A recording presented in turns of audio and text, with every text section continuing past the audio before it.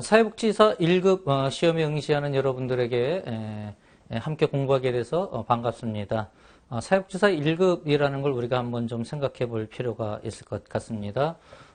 사회복지사 자격 그 과정을 보면 이제 없어진 과정이 있죠. 3급도 있고 2급 있고 1급 이렇게 있습니다.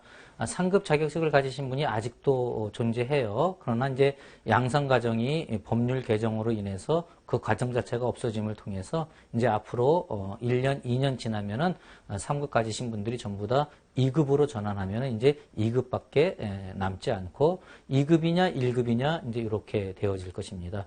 여러분들은 3급이든 2급이든 일정 기간 이 현장에서 계셨기 때문에 이제 1급 응시할 수 있는 자격이 주어져서 이번 시험에 응시하는 걸로 이렇게 생각이 되어지는데 우리가 이 제도에 대한 것을 좀 중요하게 생각해 볼 필요가 있어요.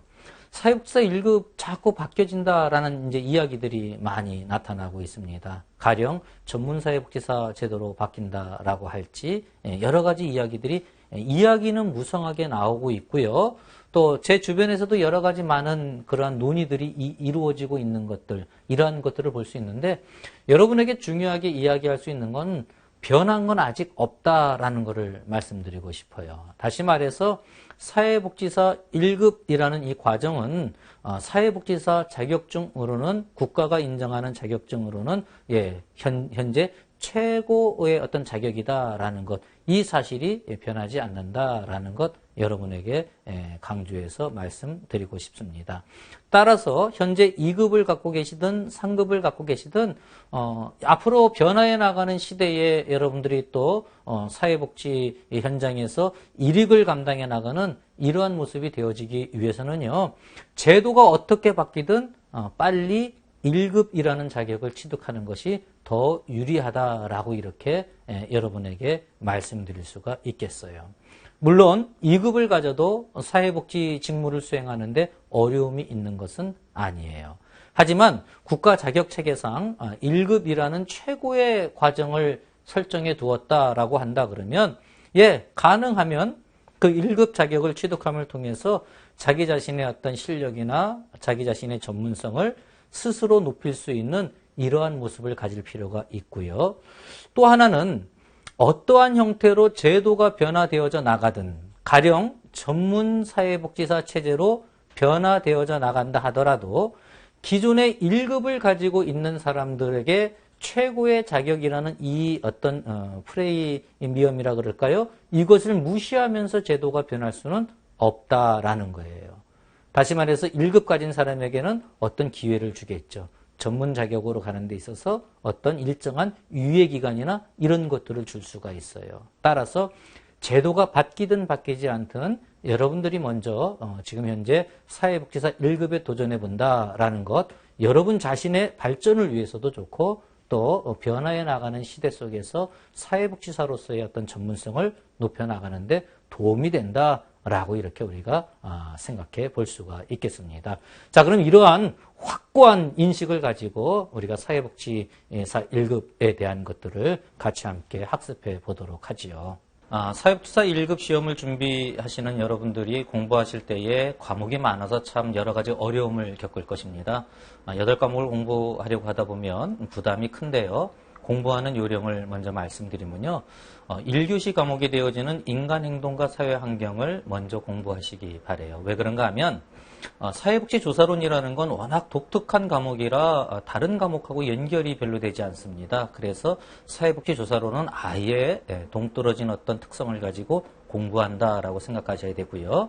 이제 들어가는 인간행동과 사회환경은 인간행동과 사회환경뿐만 아니라 2교시 시험을 보는 실천론, 기술론, 지역사회복지론, 또 경우에 따라서는 사회복지조사론의 한두 문항 정도 이렇게 연결되어지는 과목이다라고 이렇게 이야기할 수가 있어요. 그래서 공부를 하실 때 다른 과목보다 인간행동과 사회환경을 먼저 조금 더 집중적으로 공부하실 필요가 있다라고 이렇게 말씀드리고 싶고요.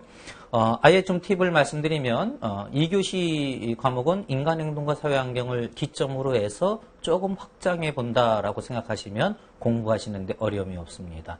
그리고 3교시는 이제 법과 제도인데요. 이 3교시 공부를 하실 때도 정책론을 조금 더 관심을 갖고 공부하신다라고 이렇게 생각을 하시면 정책론, 행정론, 법제론은 또 연결되어져서 나가는 것들이 많이 있습니다. 따라서 무턱대고 8가지 다 공부한다 이렇게 생각하실 것이 아니라 인간행동과 사회환경, 조사론, 그리고 정책론을 중심으로 해서 공부하고 그리고 이제 나머지 과목들은 조금 더 넓혀 나간다라는 이러한 관점을 가질 필요가 있다라는 거죠.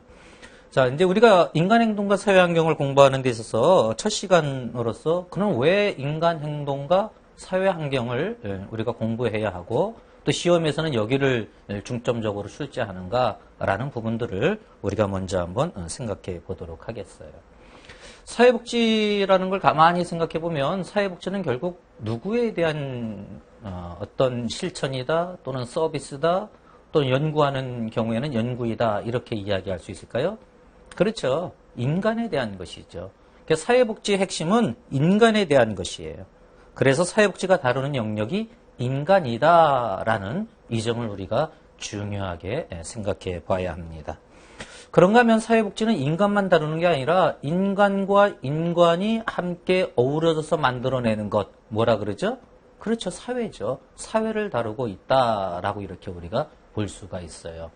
그래서 사회복지가 다루는 중요한 것은 인간과 사회, 요 두 가지를 함께 어우러져서 다룬다라고 이렇게 우리가 이해를 해 볼 수가 있겠습니다. 그래서 인간행동과 사회환경이라는 것은 사회복지 전체 과목에 있어서 가장 필수적으로 먼저 인간에 대한 이해, 또 사회에 대한 이해, 여기에 초점을 두고 살펴보게 된다라는 것이죠. 사회복지를 공부하시는 분들, 이미 여러분들 이제 현장에서 사회복지를 실천하고 계신 분들이 많을 텐데요.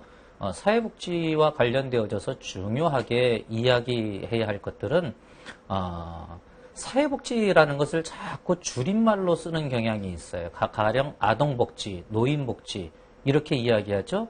근데 여러분 정확한 표현은 무엇인가 하면은 아동복지라는 것도 아동을 대상으로 하는 사회복지예요. Social welfare, 뭐 in child 또는 for child 이렇게 이야기할 수 있고요. 노인복지도 마찬가지고 장애인복지도 마찬가지예요. 결국 뭘 이야기하고 있습니까? 결국 무슨 복지 줄임말 많이 쓰는데 땡땡복지라고 이렇게 줄임말을 많이 쓰는데 사실은 뭐뭐를 위한 뭐예요? 사회복지라는 이 관점을 놓쳐서는 안 된다라는 거죠. 그래서 사회복지와 관련된 모든 공부는 인간과 사회에 관련되어져 있다라는 이러한 관점을 놓치지 않아야 한다는 거예요. 이걸 놓치는 경우에 이제 어떤 사회적 현상이 나타나는가 하면 이제 복지라는 말을 여기저기 붙이게 되죠. 장애인, 노인 뭐 이런 것뿐만 아니라 이제 뭐 현대 사회에서는 뭐 동물복지, 그다음에 뭐 환경복지 뭐 이런 식으로 막 붙여나가다 보면 복지가 이 사회복지라는 이 관점, 소셜한 어떤 그러한 의미를 갖는다라는 것을 놓치는 경향들이 나타날 수가 있기 때문에 이러한 것을 함께 한번 다뤄져 봅니다. 다른 사람하고 공부하면 몰라도 저하고 공부하니까 이 소셜 웰페어에 웰페어만이 아니라 소셜이 붙어야 그게 복지이다. 그래서 소셜 웰페어이다라는 이 관점을 우리가 분명하게 보면서 나갈 필요가 있겠다라고 말씀드리고 싶습니다. 자, 그러면 사회복지 교육이 어떤 전제하는 가치와 목적이 무엇인가라는 걸 우리가 살펴보면 여러분들 교재 18쪽을 보시면 사회복지 교육의 전제 가치라고 이렇게 여러 가지 쭉 이야기하고 있어요. 핵심적인 건 다른 게 아니라 사회 전반의 발전과 그다음에 인간에 대한 복지의 향상을 어떤 목표로 한다 또는 가치로 둔다 이렇게 이야기할 수가 있죠. 그래서 사회복지는 사회 전반 또는 인간들이 구성되어져 있는 인간들로 구성되어진 사회 전반을 본다라고 이렇게 이야기할 수 있어서 굉장히 넓게 볼 수 있는 거예요. 그럼과 동시에 사회복지는 그 여러 많은 인간들 중에 특별히 보호가 필요로 하는 사람들, 그러니까 요보 대상 뭐 이런 식으로 많이 이야기하죠. 그런 어떤 사회적으로 억압받거나 연약한 그러한 위치에 있는 사람들에게 직접적인 관심을 갖는다라고 이렇게 우리가 이해를 해 볼 수가 있겠습니다. 그래서 사회복지는 복지와 관련된 어떤 가치라 그럴지, 지식이라 그럴지, 전문적인 기술이라 그럴지, 그 다음에 역사와 철학이라 그럴지 이런 것들과 연결되어져 나간다라고 이렇게 우리가 이야기해 볼 수가 있겠습니다. 그런가 하면 이 사회복지라는 건 결국은 뭘 바탕으로 이야기하게 되는가 하면 실천 현장을 두고 이야기하게 되어진다라는 거죠. 사회복지를 이야기할 때 여러분 사회복지는 실용적 학문이다라고 이렇게 이야기해요. 실용적이다. 다시 말해서 순수한 과학이 아니에요. 과학은 과학인데 사회복지는 어떤 과목이든지 전체적으로 실용적인 특성을 가져요. 실용적 특성을 갖는다라는 건 뭘 이야기해요? 인간 사회 속에서 사회복지 실천을 위한 그러한 내용들을 갖는다라고 이렇게 이야기하는데 실천할 때는 전문직으로서의 전문성을 가져야 되는데 그렇기 때문에 이 인간에 대한 어떤 관심 이러한 것이 더 깊어질 수밖에 없다라고 이렇게 이야기해 볼 수가 있겠죠. 그 사회복지 교육의 목적은 사실은 비슷한 내용들을 계속 반복하고 있습니다. 그래서 우리가 이제 이 사회복지 교과 과정이 구성되어져 있는 전반적인 걸 한번 살펴보면 자 여러분 19쪽으로 넘어가 보면은 국제사회복지사 연맹에서 이야기하는 사회복지 교육에 대한 이야기를 볼 수가 있어요. 국제사회복지사 연맹에서는 이제 이미 오래 전부터 이 교과 과목 구성에 대해서 이미 제시하고 있습니다. 그래서 그 영역을 크게 4가지로 제시하는데 사회 사업 영역, 또 사회복지사 영역, 그리고 실천 방법 영역, 그리고 전문직 패러다임으로서의 영역 이렇게 구분을 해서 제시하고 있는 걸 보게 되어져요. 자, 근데 그 영역들을 여러분 그냥 관심을 가지고 쭉 보시는데요. 19쪽에 보면은 사회사업 영역의 2번째를 보면 인간행동 발달 및 사회 환경에 관한 지식 이렇게 나와 있죠. 다른 것들도 마찬가지지만 사회사업을 할 때 결국 중요한 것은 인간행동과 사회 환경에 대한 것을 제대로 인식을 해야 그래야 되기 때문에 교과 과정에 이 영역에서 사회사업 영역에서 인간행동과 발달 이거에 대해서 이야기하고 있다는 것이고요. 사회복지사 영역에 가보시면 4번째 항에 가보면 다양한 인종, 문화, 성에 대해서 어떤 전체적인 관점에서 실천할 수 있는 준비를 한다라는 이러한 면에서 또 역시 인간행동에 대한 또 사회 환경에 대한 이야기를 하고 있다라고 볼 수가 있고요. 3번째 영역인 실천 방법 영역에 가서도 사정과 첫 번째죠. 사정과 관계 형성과 원조 가정 등에 대한 충분한 기술. 그 다음에 2번째 윤리적인 문제들, 불평등에 직면하는 기술들. 그 다음에 어떤 지식과 기술의 적용, 또 가치나 윤리를 현장에서 적용시키는 기술. 근데 이런 것들이 실천론이나 실천 기술론에서 많이 이야기되어지겠지만, 근본적으로는 인간에 대한 이해에서부터 시작하고 있다라는 이러한 것들을 볼 수가 있고요. 4번째 영역인 전문직 패러다임으로서의 영역에서도 보면 결국은 사회복지 전문직으로서 가져야 할 모습이 인간에 대한 이해와 가치에 대한 분명한 이해가 필요하다라는 것들을 제시하고 있는 것을 보게 되어집니다. 그래서 이 국제사회에서 통용되어지는 교과 과정이 우리 사회에서도 그대로 적용이 되어져요. 그래서 우리나라 사회복지 교육협의회에서도 교과 과정을 이야기할 때 영역을 구분했는데 첫 번째는 사회복지 기초 영역, 우리가 인간행동과 사회환경과 조사론을 비롯해서 여러 가지 그 연구하고 조사하는 것들을 이 기초 영역으로 구분해 놓고 있는 것을 볼 수가 있고요. 또 실천 영역에서는 어떤 지역사회 또는 사회복지 실천 기술 이러한 영역들을 제시하고 있고요. 제도와 정책 영역에서는 역시 정책, 행정, 법제에 대한 그러한 이야기들을 다루고 있고요. 그 다음에 이제 4, 5, 6번째로 넘어가서 각 영역별로 어떠한 것들을 알아야 하는지 이렇게 이야기하고 있는 것을 볼 수가 있고요. 그 많은 교과들 중에 우리 사회복지사에게 정말 필요하다라는 것을 이제 8가지로 추려서 그게 이제 사회복지사 1급 시험에 1교시, 2교시, 3교시 이렇게 과목으로 배정되어져 있는 것을 우리가 이해해 볼 수가 있겠습니다. 그때 가장 기초가 되는 것이 지금 우리가 다루고 있는 인간 행동과 사회 환경이다라고 이렇게 이야기해 볼 수 있는데요. 그럼 이 인간 행동과 사회 환경은 뭘 다루는가라는 것을 우리가 생각해 볼 필요가 있어요. 인간 행동과 사회 환경은 크게 3가지를 다루고 있다라고 우리 이 교과목 전체에 대한 이해를 우리가 가져볼 필요가 있겠습니다. 첫째는요, 말 그대로 인간 행동. 인간을 이해하기 위해서는 인간의 행동을 이해해야 한다라고 해서 인간 행동에 대한 관심을 갖게 되어져 있어요. 여러분, 이제 우리가 다음 시간부터 이제 발달과 성격 이론들, 이러한 것들을 살펴나가게 되는데, 바로 이러한 부분들이 인간 행동에 대한 이야기를 하고 있다라고 이렇게 우리가 정리해 볼 수가 있겠어요.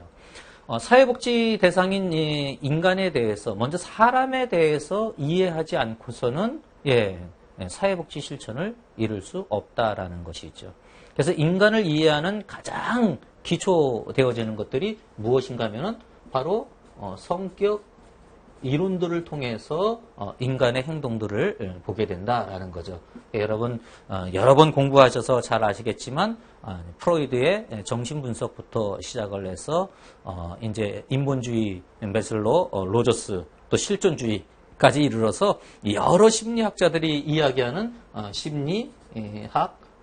심리학 또는 성격 이론들, 이런 것들을 우리가 이제 인간 행동을 이해하기 위해서 우리가 인간에 대한 이해를 먼저 이해하는 그러한 모습들을 보고 있다라고 이렇게 우리가 정리해 볼 수가 있겠습니다. 이상 행동이라 그럴지 정상 행동이라 그럴지 그것도 역시 인간 행동에 대한 관점에서 살펴보고 있는 것이다 라고 이렇게 우리가 정리해 볼 수가 있겠지요.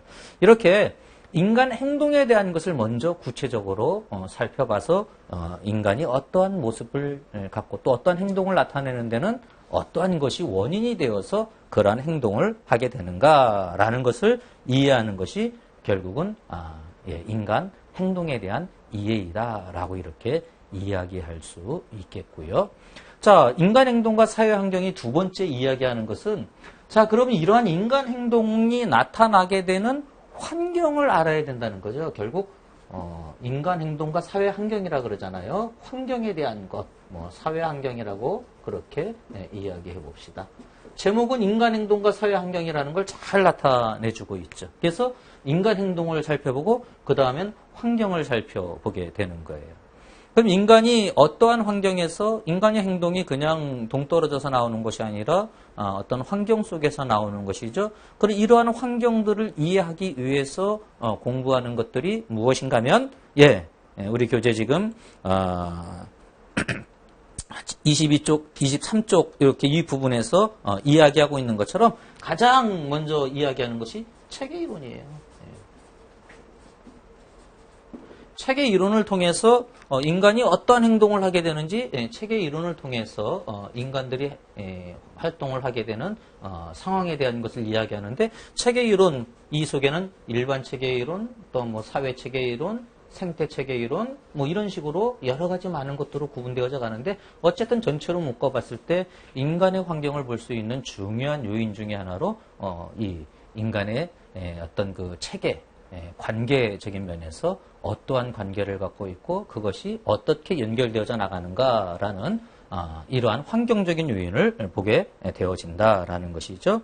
자, 그 다음에 이 환경을 볼 때 또 중요한 것은 체계 이론을 통해서도 환경을 보지만 결국 인간은 어떤 모습으로 살고 있는가 하면은 환경적인 모습에서 집단과 조직을 통해서 나가고 있고요. 그 다음에 인간을 크게 봤을 때 문화라는 이 문화적인 걸 통해서도 인간이 행동에 영향을 주고받는 이러한 모습이 나타날 수 있다는 것이죠. 그래서 이 환경에 대해서는 집단과 조직에 대해서, 그리고 문화에 대해서 이렇게 인간 행동이 나타나는 그 환경적인 면을 이 인행사에서는 주로 다루고 있다라고 이렇게 여러분 정리해 볼 수가 있겠습니다. 자, 그 다음에 이제 이 현대 사회복지 실천에서 강조하고 있는 것은 사실 이 두 가지를 이야기하면 다 이야기한 거예요. 그런데 여러분 사회보장기본법에서도 사회보장이라는 개념을 가만히 살펴보면 여러 가지 쭉쭉쭉 사회보장에 대한 이야기를 하고 있는데 그 마지막 부분에 뭐라고 이야기하는가 하면 전생애적인 관점을 갖고 이런 식으로 이야기해요.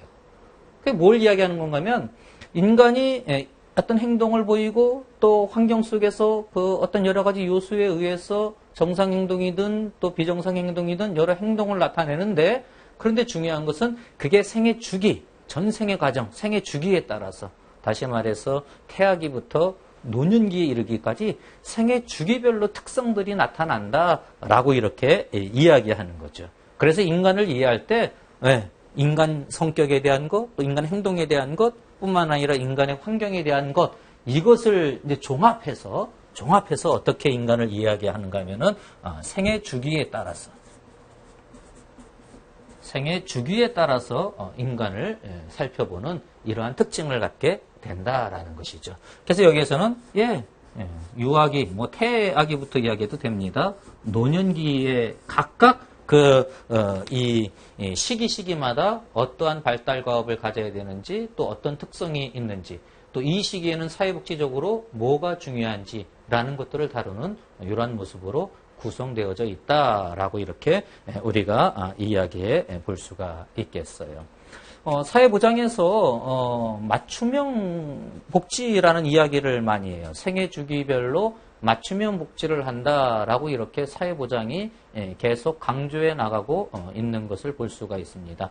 맞춤형 복지라는 것 결국 생애 주기에 따른 인간 이해와 그에 따른 사회복지적인 조치를 해나간다라고 이렇게 우리가 이해해 볼 수 있다라는 것이죠. 자, 인간 행동과 사회 환경은 이렇게 세 부분으로 구성되어져 있는 거예요. 그래서 출제의 경향을 여러분 말씀드리면 이 세 부분 중에 어느 한쪽에 치우치지 않고요. 골고루 출제가 되어지고 있다 이렇게 말씀드릴 수가 있어요.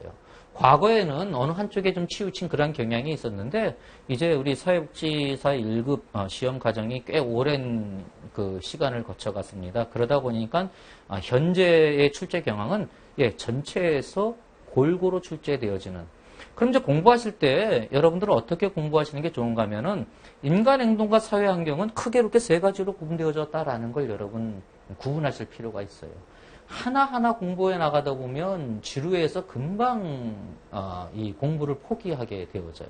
그런데 적어도 이렇게 세 부분이 되어졌다라는 것을 생각하시고 인간 행동에 대해서 각 심리학 이론들을 정리해 나가는. 심리학 이론 정리가 끝나면 인간 행동에 대한 기본이 이렇게 되어져 있는 것이구나 라고 이렇게 우리가 정리해 나갈 수가 있고요. 그 다음에 체계 이론을 비롯해서 어떤 문화까지 이루어지는 환경에 대한 이야기들을 전체적으로 또 정리해 나가는 이러한 모습으로 나가면 또 한 단락이 되어지고요.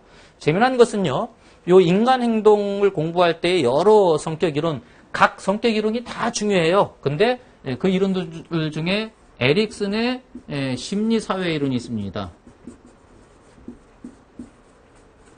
에릭슨의 심리사회 이론을 강조하는 이유는 에릭슨의 심리사회 이론은요. 인간의 발달 단계를 8단계로 구분을 해서 유아기부터 노년기까지 전생애적인 걸 다루고 있는 게 에릭슨의 심리사회적 이론이에요. 그래서 여러분 공부하실 때에 다른 것들도 다 제가 이제 각 시간마다 포인트를 짚어주겠지만 에릭슨의 심리 사회 발달 이론은 아예 머릿속에 틀을 가지고 있는 게 이 인간 행동과 사회 환경도 도움이 되어지고요. 실천론, 실천 기술론에 가서도 역시 도움이 되어진다라고 이렇게 이야기해 볼 수가 있어요. 요 8단계 가지고 바로 이 생애 주기가 거기에다 들어있는 거예요. 그러면 이 생애 주기는 사실 따로 공부할 필요가 있는 게 아니라 이 인간 행동과 이 사회 환경 요 두 부분을 열심히 공부하시면요. 요 부분은 나중에 이제 전반적으로 정리하는 식으로 나가면 되고요. 여기서 다루지 않은 것들만 강조점들을 추려서 공부하시면 한결 수월하게 되어져요. 그래서 전체 구성으로 봤을 때 이게 한 3분의 1 정도 차지하지만 그러나 이 앞부분 두 부분을 조금 열심히 공부하시면 나머지 부분은 어떻게 될 수 있어요? 예, 그렇게 어렵지 않게 그 부분을 채워 나갈 수 있다라는 것. 이렇게 여러분 공부하시는 이 구성을 보시면 공부하시는 방법에 대해서 여러분들이 쉽게 접근해 갈 수 있다라는 것. 이것을 여러분 기억해서 공부하시는 데 도움을 삼으시기 바랍니다. 자, 우리 교과의 구성을 보시면요. 24쪽에 보면은 아예 그렇게 구분해 주고 있습니다. 세 개의 영역을 가지고 있다라는 것, 지금 말씀드린 것처럼 구분하고 있고요. 챕터 2에서 챕터 14까지가 이 성격 이론을 이야기하고 있습니다. 굉장히 좀 긴 부분을 차지하고 있죠. 내용을 많이 차지하고 있고요. 요 부분에서는 학자들의 이름까지도 조금 기억해 두실 필요가 있어요. 여러분 공부하실 때에 다른 과목 공부하실 때에도 꼭 필요한 경우가 아니면 학자들 이름은 기억 안 하셔도 돼요. 왜냐하면 자꾸 그 학자들 이름 때문에 문제 풀 때 나 이 사람 거 모르는데 자꾸 이렇게 하는데요. 다른 과목들은 중요한 사람이 아닌 다음에는 지문 속에서 사실은 다 파악을 할 수가 있어요. 학자 이름 몰라도 돼요. 그런데 인행사에서 이 성격 이론의 학자들은요. 정확하게 여러분 기억하실 필요가 있습니다. 따라서 챕터 2에서 챕터 14까지 나가는 이 동안에 학자들 이름과 각 이론의 특성에 대해서 분명하게 정리해 두실 필요가 있고요. 그 다음에 이제 챕터 15에서 18까지가 환경을 이야기하고 있는 이 체계 이론부터 문학까지예요. 여기에서는 중심이 되는 게 체계 이론이에요. 체계 이론을 정확하게 그 개념들을 정리해 두시면 이제 이것이 다른 데 문제 풀 때도 적용해서 문제를 풀 수 있게 된다라는 것 여러분 기억해 두시면 좋고요. 나머지 생애 주기가 이제 챕터 19에서 챕터 26까지가 각 생애 주기별로 나가는데 분량은 많지만 그러나 이미 앞에서 공부했고요. 이제 특별히 그 시기에 보아야 할 것들만 몇 가지 정리하면 쉽게 정복이 되어진다라고 이렇게 우리가 이야기해 볼 수가 있겠습니다. 오늘은 첫 시간이어서 인간 행동과 사회 환경을 왜 공부해야 하는지, 또 인간 행동과 사회 환경이 무엇을 다루고 있는지 이것을 여러분에게 말씀드렸고요. 또 더하여서 우리가 인간 행동과 사회 환경과 전체 사회복지사 1급 과정을 준비하는 것에 대해서 여러분들에게 말씀드렸습니다. 막연하게 그냥 열심히 공부해야지라는 게 아니라 이런 구조적인 틀을 가지시고 공부해 나가시면 한결 수월하다라는 것 다시 한번 기억하시고 자, 지금부터 열심히 한번 해나가 보도록 하지요.